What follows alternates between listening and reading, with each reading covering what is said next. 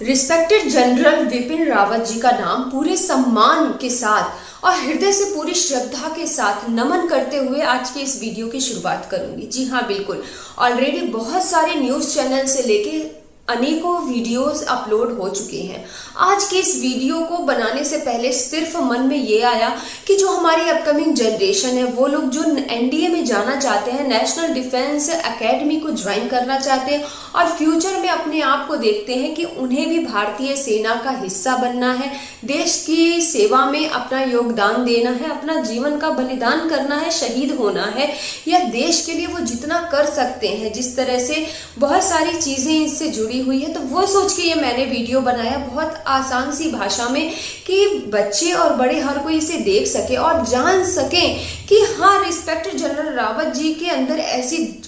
कौन सी ऐसी खूबियां थी, उनके व्यक्तित्व की ऐसी कौन सी ऐसी बात थी जिससे प्रभावित होके रिस्पेक्टेड मोदी जी ने उन एक सीडीएस के पद में, जो भारत में पहले नहीं था, हाल ही में बना, और भारत के पहले जो सीडीएस बने यानी कि चीफ ऑफ डिफेंस स्टाफ के रूप में हम लोग जनरल रावत जी को जानते हैं। उन्हें इस पद पे नियुक्त किया गया मोदी जी के द्वारा, रिस्पेक्टेड मोदी जी के द्वारा। तो कुछ तो उन्होंने उनके व्यक्तित्व में देखा होगा, तो जरूर आज के इस वीडियो में थोड़ी सी उस पर चर्चा करेंगे हम लोग आसान सी भाषा में, ताकि अगर छोटे बड़े बच्चे भी देख रहे हैं, कुछ बच्चे होते हैं ना, जैसे कि मैं रावत जी के बारे में बताऊं तो उनका जो फैमिली बैकग्राउंड रहा है, जो फादर उनके रहे हैं, उनको जो माहौल मिला, जो इन्वायरमेंट मिला, वो एक तरह से आप बोल सकते हैं कि एक आर्मी, एक ऑफिसर, एक मिलिट्री का एक जो इन्वायरमेंट होता है घर के मिलिट्री में जो लोग हैं, चाहे वो आर्मी हो गया, चाहे नेवी हो गया, चाहे एयरफोर्स हो गया, तो एक उस तरह का जो, और ये आप ये भी बोल सकते हैं, ये भी कहा जा रहा है कि जो उनकी शूरवीरता है, जो उनकी शक्ति और पराक्रम है,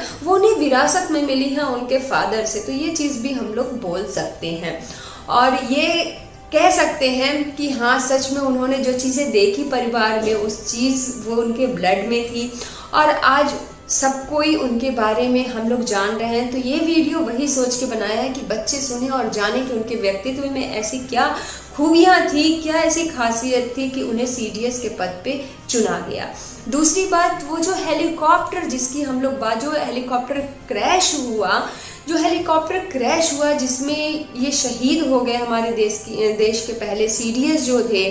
तो उस हेलीकॉप्टर के बारे में जरूर जानेंगे कि हर कोई यही बोल रहा है और ये ट्रू भी है, ये फैक्ट है, बिल्कुल सच्चाई है कि वो बिल्कुल एडवांस लेवल का, एक एडवांस टेक्नोलॉजी का यूज करके उसे बनाया गया था, लेकिन उसके बाद भी ये क्रैश हो गया। और हाँ, ये पहली बार नहीं हुआ है कि पहली बार ये जो हेलीकॉप्टर है, जो MI-17V5 के नाम से जाना जाता है, ये फर्स्ट टाइम क्रैश हुआ। तो बिल्कुल इस वीडियो में ये दोनों बातें कम शब्दों में, ताकि बच्चे भी आराम से सरल शब्दों में समझ जाएं। तो जहाँ पे जनरल रावत जी के व्यक्तित्व की अगर मैं बात करूँ, कुछ बातें 3-4 पॉइंट्स उनके मैं दूंगी। सबसे बड़ी बात तो ये उनके बारे में कही जाती है कि उनकी जो डिसीजन रहते थे, उनकी जो रणनीतियां रहती थी, और जिस तरह से उनके, अगर हम लोग देखें कि जो ऊंचाई पे जितनी भी जंग लड़ी जाती थी, कहा जाता था, एक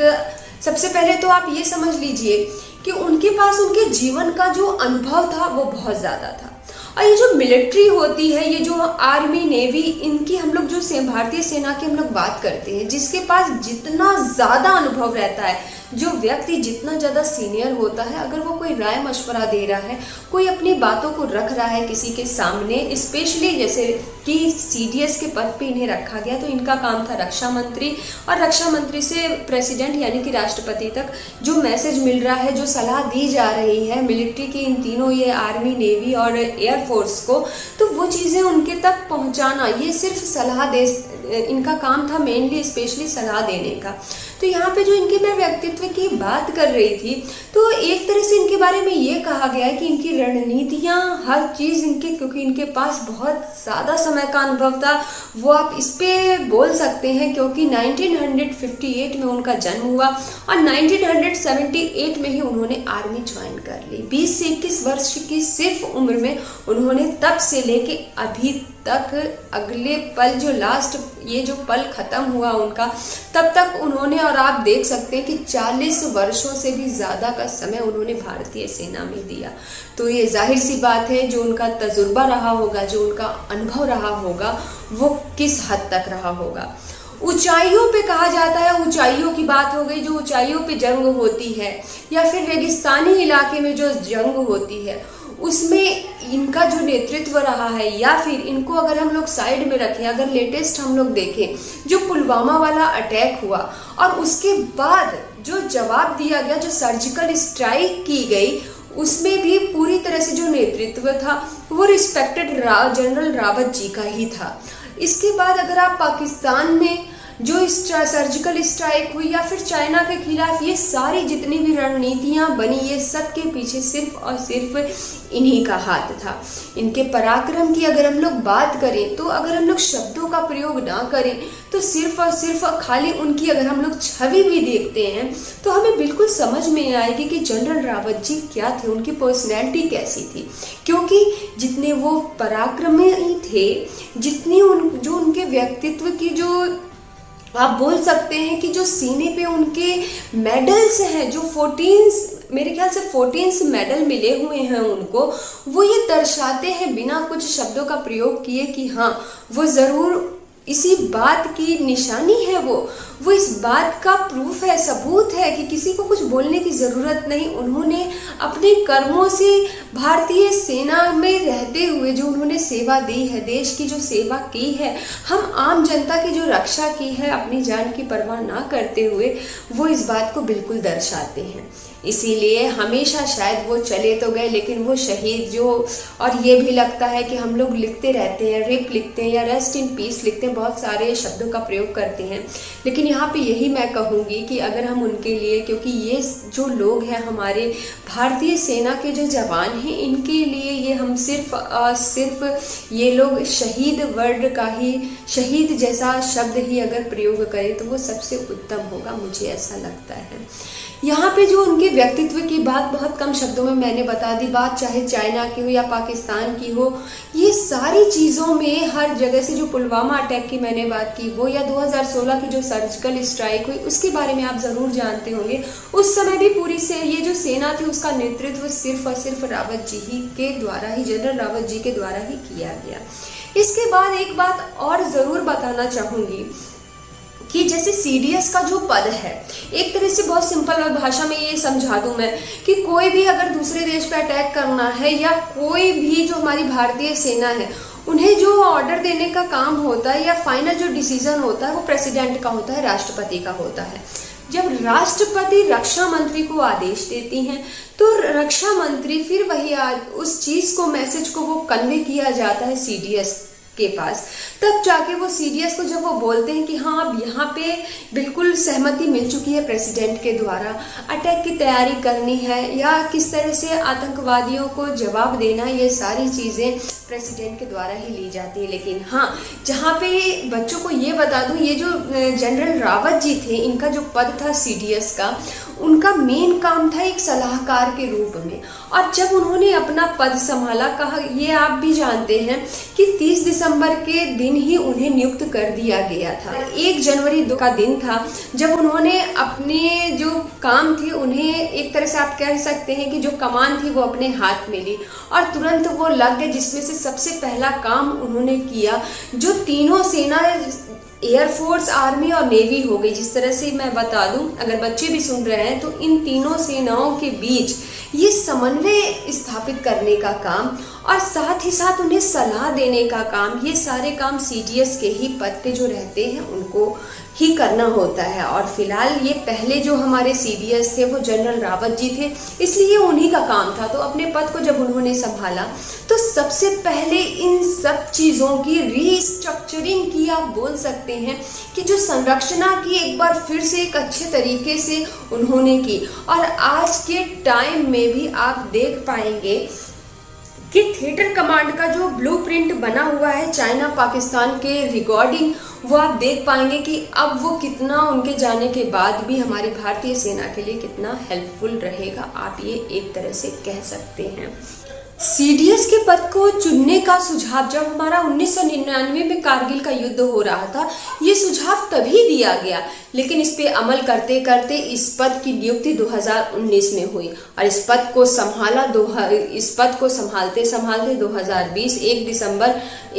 1 जनवरी 2020 में इस पद को संभाला हमारे जनरल रावत जी ने। तो हम लोग ये बोल सकते हैं जो कमियां देखी गई कारगिल के युद्ध की, कि हाँ, कमियां सिर्फ ये थी कि सेना हमारी भारतीय सेना कारगिल युद्ध में जीती तो जरूर, लेकिन जो तीनों सेनाएं थी, आर्मी, नेवी और एयरफोर्स, कहीं ना कहीं से उनके तालमेल में कमी होने के चलते, उनके बीच विचारों का समन्वय ठीक से ना होने के नाते ये सारी चीजें हुई जो भारतीय सेना को नुकसान उठाना पड़ा। तो इन बातों का ध्यान रखते हुए तब जाके इस पद की नियुक्ति की गई और आज के डेट में, हालांकि कहा जाए, ये चीजें आप लोग बिल्कुल जान लें कि सीडीएस के पद पे जो आर्मी, नेवी, इन सारे पदों पे से जो रिटायर्ड पर्सन रहता है, सिर्फ उसी को नियुक्त किया जाता है, जिसका काम सिर्फ और सिर्फ एक मिलिट्री, आप बोल सकते हैं मिलिट्री एडवाइजरी के रूप में, यानी कि एक आप सिर्फ सलाहकार के रूप में जो रक्षा मंत्री को सलाह दे सकते हैं, बता सकते हैं, अपनी रणनीतियां बता सकते हैं कि हाँ, यहाँ पे अगर कोई प्रॉब्लम है, कोई जिस तरह से आप फॉर एग्जांपल आप देख सकते हैं, चूंकि उनको कश्मीर में भी उन्होंने एक लंबे समय तक काम किया था, बहुत सारी जगहों पे उनके पास, जैसा कि मैंने कहा, 40 वर्ष का एक समय होता है, उनके पास बहुत लंबे समय का एक, आप बोल सकते हैं कि एक अनुभव था, जिसके बेस पे वो रणनीतियां बनाते थे और बहुत हद तक आप देख पा रहे होंगे एग्जाम्पल के जरिए कि जितनी भी सर्जिकल स्ट्राइक, बहुतेरों ऐसे काम हैं जिसमें उन्होंने सफलता हासिल की। और कहीं कहीं पे जो आप आतंकवादी को जो मुंह तोड़ जवाब दिया गया, फॉर एग्जाम्पल ये आप पुलवामा वाला अटैक ले लीजिए, जो सबके सामने है, तो इन सबके पीछे जो नेतृत्व किया गया था वो जनरल रावत जी के द्वारा ही किया गया था। तो इस तरह से उनके व्यक्तित्व के बारे में ज़रूर आपको जानने को मिला होगा कि हाँ, वो किस तरह के व्यक्तित्व है। उनका इंटरव्यू भी मैंने कुछ देखा है, उनके बारे में इतना कुछ है कि आप कितना बोलिएगा, क्या बोलिएगा। समटाइम जब मैं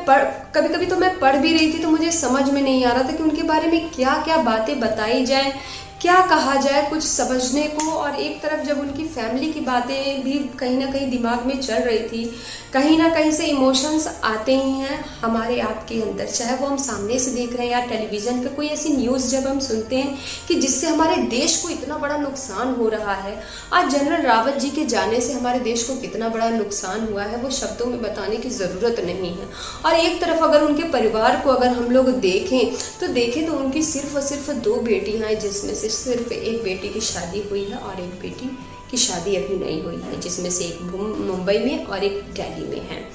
और ऐसा कहा जाता है कि जब ये इंसिडेंस, ये फैक्ट है, कहा क्या जाता है, ये हुआ है कि जैसे ही इंसिडेंस हुआ तो तुरंत हमारे रिस्पेक्टेड रक्षा मंत्री राजनाथ सिंह तुरंत सबसे पहले उनके यहाँ ही पहुँचे, उनके घर पे।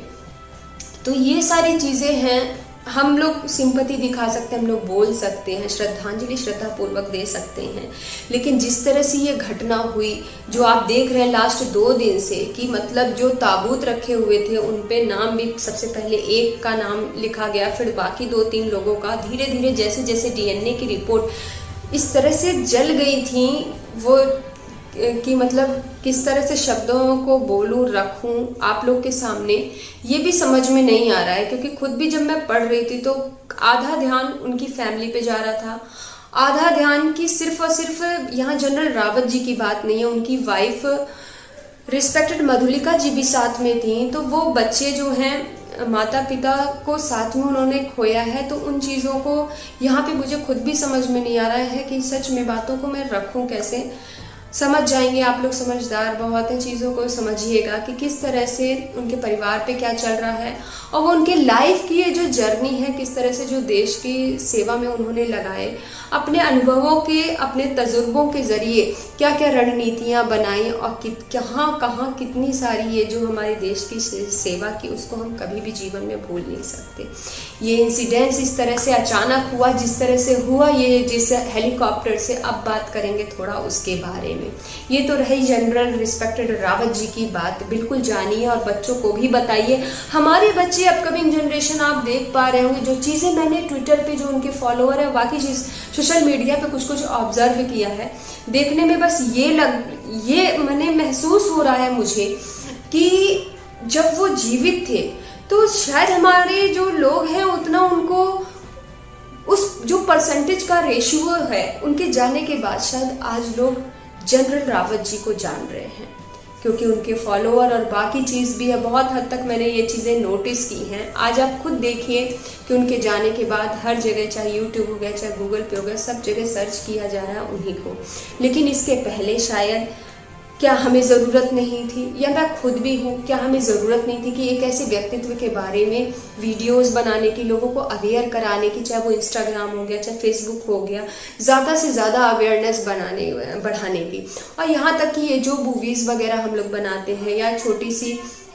जो आजकल बन रही है 1 घंटे में, या जो भी है, मुझे ऐसा लगता है कि इन सारे व्यक्तित्व के बारे में ज़रूर बनना चाहिए, ताकि हमारे बच्चे सुने और उनके बारे में जाने। जिस तरह से मैं बोल सकती हूँ कि मैंने स्टार्टिंग में ही बोला कि वो बच्चे जो एनडीए में जाने की इच्छा रखते हैं, और यहाँ पे उनके लिए एक मैसेज और दूंगी कि यहाँ पे आपको ये बता दूँ कि एक बार वो जब अपना स्पीच दे रहे थे तो उसमें उन्होंने बोला कि मेरे पास कुछ लड़के बच्चे आते हैं तो वो बोलते हैं कि हाँ हमें इसमें नौकरी करनी है, भारतीय सेना में आना है। तो उन्होंने यहाँ पे एक बहुत ये शब्द बोला है, वो ये भी बोल सकते थे कि ये मैं मैसेज दे रहा हूँ, लेकिन उन्होंने मैसेज शब्द का प्रयोग ना करते हुए उन्होंने यही कहा है कि ये मेरी तरफ से ये चेतावनी ही मैं दूंगा कि अगर आपको नौकरी के लिए आना है तो आप भारतीय सेना में नहीं आए, क्योंकि भारतीय सेना में आने के लिए बहुत सारी चीज़ें, एक तो आप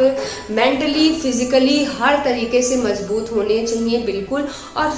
दूसरी चीज़ जो सबसे स्ट्रॉन्ग पॉइंट मुझे लगा कि कठिनाइयाँ हमारे जीवन में, डेली की लाइफ में बहुत सी ऐसी आती हैं कि हम लोग घबरा जाते हैं, लेकिन हम लोग को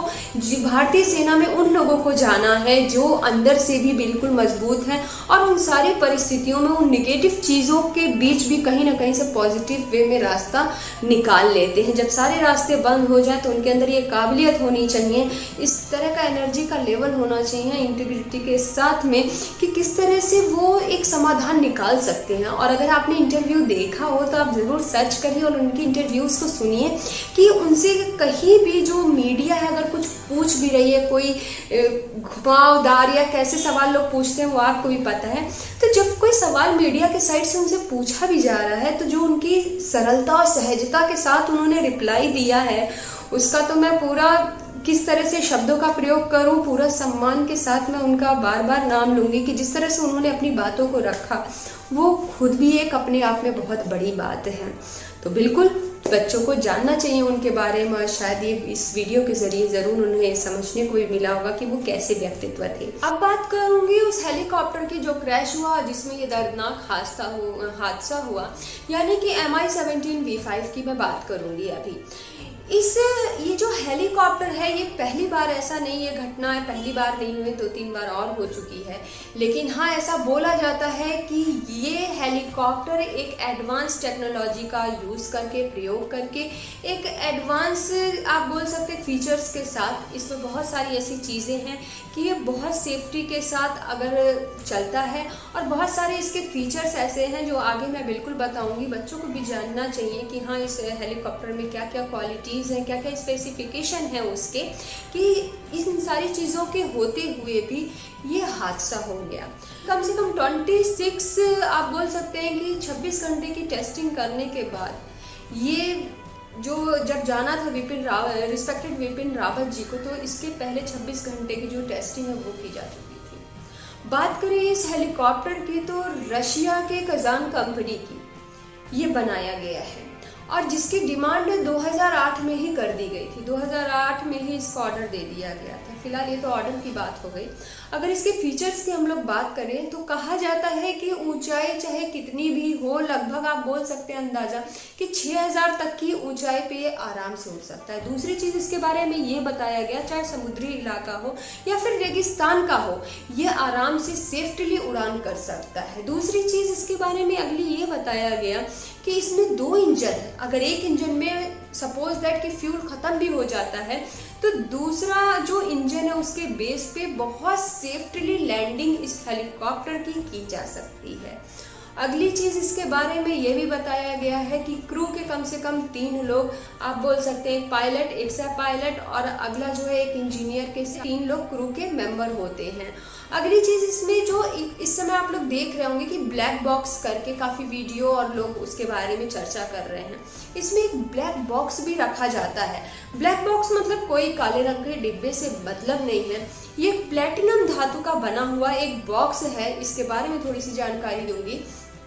प्लेटिनम धातु आपने नाम जरूर सुना होगा। प्लेटिनम धातु एक ऐसा धातु जो अगर मैं सिंपल भाषा में बोलूं तो कहीं ना कहीं से हमारे ह्यूमन बॉडी के, हमारे व्यक्तियों के जो ब्लड है, खून है, उसमें भी पाया जाता है। और कहीं ना कहीं से ये जो ज्वेलरी बनाई जाती है या फिर मोबाइल का हो गया या फिर ये जो सर्जिकल टूल्स होते हैं उसमें प्लेटिनम धातु का प्रयोग किया जाता है। ज़रा चाहे थोड़ा परसेंटेज उतना ज़्यादा नहीं रहता, लेकिन इन सारी चीज़ों में आप देख पा रहे होंगे, आपको ऑलरेडी अगर पता है तो ये प्लेटिनम धातु का यूज़ किया जाता है। कहा जाता है डायमंड के बाद सबसे मजबूत जो धातु है वो यही है। दिखने में ये सिल्वर जैसा होता है और इसकी क्वालिटी, सबसे बेस्ट क्वालिटी ये है कि ये जो ब्लैक बॉक्स है, ये जो बनाया गया है, अगर वो कहीं पानी में भी अगर गिरता है तो कम से कम उस पर उस पानी का कोई प्रभाव, कोई इफेक्ट नहीं पड़ेगा। यही रीज़न है कि ये भी कहा जाता है कि इसमें किसी तरह का जंग वगैरह नहीं लगता। और ये पेंट में भी प्लेटिनम की मात्रा पेंट में भी की जाती है। जो हम लोग घर वगैरह पेंट कराते हैं उसमें इसकी मात्रा डाली जाती है ताकि किसी तरह का दीवार में जंग या ऐसा कुछ ना लगे। इसके बारे में, ये जो ब्लैक बॉक्स है, इसके बारे में ये भी जानकारी मिली है कि इलेक्ट्रिसिटी ना मिले तो भी ये अच्छी कंडीशन में काम करता है। इस ब्लैक बॉक्स का एक्चुअली में काम क्या है? ये जो जितनी भी चीज़ें हो रही हैं, जो प्लेन में चीज़ें होती हैं, उसके बारे में पूरी तरह से जानकारी देना, आप इस तरह से एक तरह से बोल सकते हैं कि प्लेन में जो भी एक्टिविटीज़ हो रही हैं, ऑडियो वीडियो सब कुछ उसमें रिकॉर्ड होते जाता है, ताकि अगर जिस तरह से सपोज दैट एग्जाम्पल के तौर पे ये जिस तरह से ये क्रैश हुआ हेलीकॉप्टर, अब ये ब्लैक बॉक्स के बारे में ये पता कर जांच की जा रही है तो ज़रूर पता लगेगा कि ये क्रैश जो हुआ इसके पीछे रीज़न क्या था। जिस तरह से रीज़न दिया जा रहा है कि धुंध की वजह से हुआ है, लेकिन ये ऊंचाई पे तो जा सकता है। बहुत सारी ऐसी इसके स्पेसिफिकेशन है, जैसा कि मैंने बोला कि ये ऊंचाई हो गया या रेगिस्तान हो गया या समुद्र हो गया या फिर जिस तरह से, और इसकी स्पीड, इसका ये भी एक क्वालिटी है कि ये 250 प्रति घंटा के किलोमीटर से इसकी स्पीड होती है। और ये पूरी तरह से लैस रहता है, चाहे वो राइफल्स हो गए, मिसाइल्स हो गए या इस तरह के बहुत सारे जो हमारे मिलिट्री फोर्सेस के जो इक्विपमेंट्स होते हैं, उन सारी चीज़ें इसमें आप बोल सकते हैं कि उससे लैसेस रहते हैं। अगली चीज़ ये भी बताई गई है कि इसकी जो 4 से साढ़े चार हजार किलोग्राम तक वेट लेके ये ट्रांसपोर्टेशन का काम बहुत इजी वे में कर सकता है। तो ये इसकी खासियत है। इतना कुछ होने के बाद भी, एक प्रोटेक्टिव लेयर, बहुत सारी चीज़ें होने के बाद भी ये किस तरह से क्रैश हुआ, क्या हुआ, सच में ये कुछ समझ नहीं आ रहा है। एक मिनट को ऐसा लग रहा है कि शॉकिंग लग रहा है बहुत कि ये किस तरह से हो गया। इतनी सब कुछ होने के बाद ऐसा हेलीकॉप्टर जिसमें प्रधानमंत्री मोदी जी से लेकर रक्षा मंत्री तक उस हेलीकॉप्टर से आते और जाते हैं, उसी में आना जाना उनका होता है। इस तरह से मैं कह सकती हूँ कि, और ये जो मैंने 4 से 4.5 किलोग्राम का जो आप लोगों को बताया कि वेट का ट्रांसपोर्टेशन हो सकता है, और स्पेशली ये मिलिट्री फोर्सेस के जो हथियार वगैरह है उसका ट्रांसपोर्टेशन, और अगर सिर्फ फोर्सेस को जाना है तो अराउंड 36 एयर फोर्सेस अपने इक्विपमेंट्स के साथ इसमें आराम से आ जा सकती है। तो इतना कुछ होते हुए भी इस हेलीकॉप्टर का किस तरह से क्रैश हुआ ये समझने वाली बात है, कुछ समझ में नहीं आ रहा है। बाकी आगे जो है जांच हो रही है, सब कुछ पता ही चलेगा किस तरह से क्या हुआ, कैसे ये हेलीकॉप्टर क्रैश हुआ और ये हादसा हुआ। ये एक बार फिर एक ऐसा हादसा है, देश को इतनी बड़ी क्षति पहुंची है जो उसको हम लोग कभी भूल नहीं सकते। ज़रूर घर में बच्चों से न्यूज़ देखें या जो भी है, इसमें 2 चीज़ मुझे लगता है बच्चों को बिल्कुल जो बताने लायक है कि हाँ, वो किस तरह से इनकी व्यक्तित्व से, जिस तरह से वीडियो में मैं बोलती ही हूँ कि हर व्यक्तित्व से ये कोशिश रहती है कि जिस तरह से मैं अपने बच्चे को बता रही हूँ, मैं बातें करती हूँ तो अभिकम भी सुनता है तो समझता है उस चीज़ों को। तो मुझे लगता है आप लोग को भी बताना चाहिए कि हाँ, रिस्पेक्टेड जनरल रावत जी की खूबियाँ क्या थी, और ये जो हेलीकॉप्टर क्रैश हुआ उसके बारे में भी कि हाँ, क्या क्या स्पेसिफिकेशन थे उसके, और उसके बाद भी इस तरह से हो गया। फिलहाल नियति के आगे इंसान को घुटने टेकने पड़ते हैं, वो चाहे कोई भी हो। एक बार फिर पूरी श्रद्धा के साथ रावत जी को, उनके परिवार को, और जिस तरह से जो चीज़ें हो रही हैं उस पर तो हम लोग कुछ बोल नहीं सकते। सिर्फ इतना बोलूँगी और वीडियो का एंड करूँगी कि एक बार फिर हृदय से पूरी श्रद्धा के साथ उन्हें नमन करती हूँ। आशा करती हूँ वीडियो अगर अच्छा लगा हो तो ज़रूर शेयर करिएगा इसको, और बहुत जल्दी मिलूंगी अपने नेक्स्ट वीडियो में। Thank you so much.